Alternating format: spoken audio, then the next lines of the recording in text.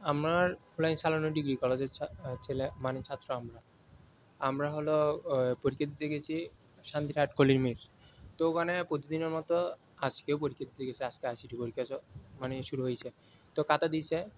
তো এখানে পুরো রুমের মধ্যে শুধু একটা বাল্ব, লাইট শুধু একটা। আর দ্বিতীয় কোনো লাইটও নেই। তো আজকে অন্ধকার। আজকে হলো বৃষ্টি পড়তেছে যখন আজকে অন্ধকার। তো আমি উপরে প্রতিদিনের মতো উপরে জানলাটা ওই স্যারে খুলে দিতে বলে যে মাথার উপরে যেটা জানলা আছে ওটা খুলে দিছি।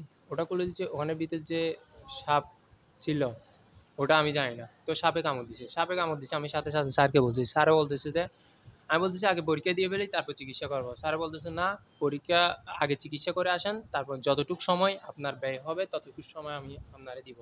এই বলে আমাকে পাঠাইছে। এখানে এসে চিকিৎসা করছে। চিকিৎসা করার পরে ও এখান থেকে ঠিক ১টার আগে ওখানে গেছি। আবার আমাকে গাড়ি করে এখানে নিয়ে গেছে। আমার আম্মু আসছে, আমার ভাইয়েরা আসছে। তো এখানে নিয়ে গেছে যখন, তো আমি পরীক্ষা দিতে পারছি ১২ মিনিট, ১৫ মিনিট ধরে। আমি এমসিকিউ আনসার করছি, সিকিউ আনসার করতে পারিনি। সিকিউ এটা সাদা কাগজে দিয়ে আসছি।